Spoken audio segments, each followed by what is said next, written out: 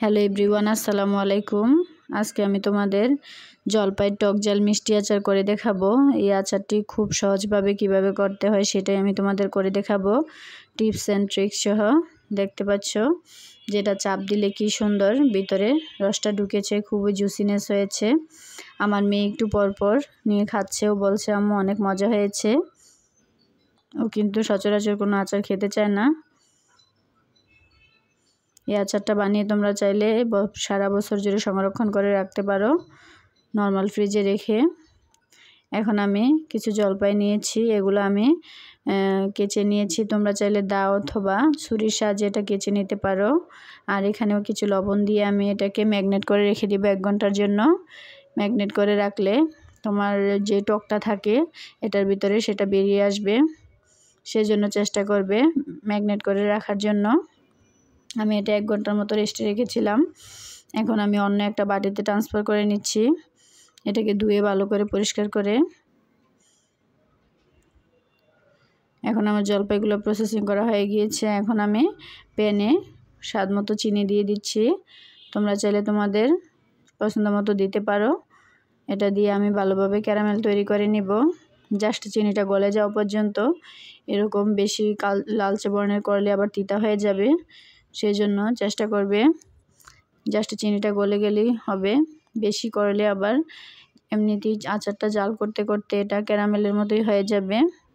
এখন আমি জলপাইগুলো দিয়ে দিব, দিয়ে আমি নেড়েচেড়ে ভালো করে এটাকে মিশিয়ে নিব। এই আচারটা ধৈর্য সহকারে করতে হবে, যে কোনো জিনিসই ধৈর্য সহকারে করলে রেজাল্ট ভালো আসে। রান্নাটাও ঠিক সেরকমই, ধৈর্য সহকারে কষিয়ে কষিয়ে করলে সব রান্নাই মজা হয়। সেজন্য এখন আমি দিয়ে দিলাম স্বাদ মতো হলুদের গুঁড়ো আর সামান্য একটু মরিচের গুঁড়ো, এটা দিলে কালার ভালো আসবে। এখন আমি দিয়ে দিলাম বিট লবণ। আচারে বিট লবণই ভালো লাগে, চেষ্টা করবে বিট লবণ দেওয়ার জন্য। এখন আমি ঢাকনা দিয়ে ডেকে এটাকে কুক করে নেব। আর দিয়ে দিব গরম মশলা 1/2 টেবিল চামচের মতো, বেশি দেওয়া যাবে না, চেষ্টা করবে 1/2 টেবিল চামচ দিতে। এটা আমার বাসার তৈরি গরম মশলা। এটা দিয়ে আমি নেড়েচেড়ে মিশিয়ে নিব। এই পর্যায়ে চুলার আঁচটা হাই হিটে রাখতে হবে। এখন আমি দিয়ে দিব চিলি ফ্লেক্স দিয়ে আমি এখন নেড়েচেড়ে এটাকে ভালো করে মিশিয়ে নিব। তোমরা চাইলে চিলি ফ্লেক্সের পরিমাণটা একটু কমিয়ে দিতে পারো, যে যেরকম জাল পছন্দ করো। এখন আমি এটা নেড়েচেড়ে ভালো করে মিশিয়ে নিব। আর চুলার আঁচটা এই পর্যায়ে মিডিয়ামে রাখতে হবে, না হয় পোড়া লেগে যেতে পারে, সেজন্য চেষ্টা করবে মিডিয়ামে রাখার জন্য। এখন আমি দিয়ে দিব এখন আমি দিয়ে দিব 5 ফোড়নের গুঁড়ো। এটা আমার বাসার তৈরি, এটা আমি দিয়ে এখন নেড়েচেড়ে ভালো করে মিশিয়ে নিব। 5 ফোড়নের গুঁড়োটা 90% যখন হয়ে যায় তখন দিতে হবে, না হয় এটা তিতা হয়ে যাবে। এজন্য ওঠানোর আগে দিতে হবে, বেশিক্ষণ আগে দেওয়া যাবে না।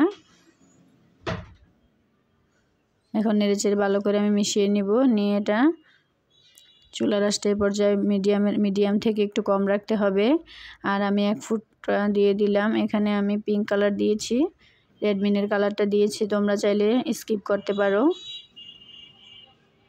কালারটা সুন্দর আসবে এই জন্য আমি দিয়েছি। এটা অত ইম্পর্টেন্ট না, বাদ দিতে পারো চাইলে। এখন আমি নেড়েচেড়ে ভালো করে মিশিয়ে নিচ্ছি। আচারটা দেখো আমার কমপ্লিট হয়ে গিয়েছে। আচারের কালারটা অনেক সুন্দর এসেছে, খেতে কিন্তু অসম্ভব মজা হয়েছিল। চাইলে তোমরা একবার ট্রাই করতে পারো। তবে একটা টিপস আমি তোমাদের শিখিয়ে দিচ্ছি, যে কোনো আচারই তোমরা হালকা বয়েলড করে নিবে। প্রথমে বয়েলড করে নিলে এর চিনির পরিমাণটা কম লাগে, যে টকের পানিটা বেরিয়ে আসে, সেজন্য চেষ্টা করবে বয়েলড করে নিতে। আমি এখানে বয়েলড করিনি, সেজন্য আমার চিনির পরিমাণ বেশি লেগেছে। আমি অফ ক্যামেরায় আবার চিনি দিয়েছিলাম, সেটা আমি দেখাতে ভুলে গিয়েছি। তাই তোমরা হালকা একটু বয়েলড করে নেবে।